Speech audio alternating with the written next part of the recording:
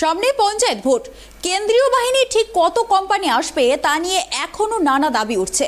ইতিমধ্যে সূত্রের খবর, শুক্রবার রাজ্যে 22 কোম্পানি কেন্দ্রীয় বাহিনী চলে আসবে। এদিকে প্রথম দিকে রাজ্য নির্বাচন কমিশন প্রতিটি জেলার জন্য এক কোম্পানি করে কেন্দ্রীয় বাহিনী চেয়েছিল। তবে শেষ পর্যন্ত আদালতের কড়া নির্দেশের পরে সেই বাহিনী বৃদ্ধি পেয়ে 822 কোম্পানি হয়েছে। তবে প্রথম ধাপেই 22 কোম্পানি চলে আসছে রাজ্যে।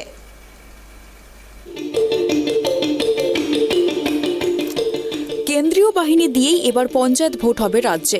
শুক্রবারই 22 কোম্পানি বাহিনী ঢুকছে বাংলায়। বৃহস্পতিবার রাজ্যের স্বরাষ্ট্র সচিব ও এডিজি আইন শৃঙ্খলার সঙ্গে বৈঠক করেন রাজ্য নির্বাচন কমিশনার রাজীব সিনহা। এরপরই সাংবাদিকদের এক প্রশ্নের উত্তরে কমিশনার জানান, 22 কোম্পানি বাহিনী ইতিমধ্যেই মুভ করেছে। তা কমিশনকে জানিয়েও দেওয়া হয়েছে স্বরাষ্ট্র মন্ত্রকের তরফে। শুক্রবারের মধ্যেই ঢুকতে শুরু করবে। এক এক জায়গায় এক এক সময়ে পৌঁছবে সেই বাহিনী। গত 15 জুন কলকাতা হাইকোর্টের প্রধান বিচারপতি টি.এস. শিবজ্ঞানম ও বিচারপতি উদয় কুমারের বেঞ্চ নির্দেশ দিয়েছিল, রাজ্যের ত্রিস্তরীয় পঞ্চায়েত ভোট হবে কেন্দ্রীয় বাহিনী দিয়ে। এই কেন্দ্রীয় বাহিনী কেন্দ্র সরকারের কাছে কমিশনকে চাইতে হয়। সেদিনই কমিশনকে 48 ঘন্টার সময়সীমা বেঁধে দিয়েছিল হাইকোর্ট। বলেছিল এর মধ্যেই তা চেয়ে নিতে। যদিও এরপর জল গড়ায় দিল্লি অবধি।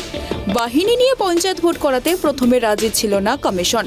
হাইকোর্টের নির্দেশ যাতে খারিজ হয় সেই আর্জি নিয়ে সুপ্রিম কোর্ট অবধি ছুটেছিল তারা।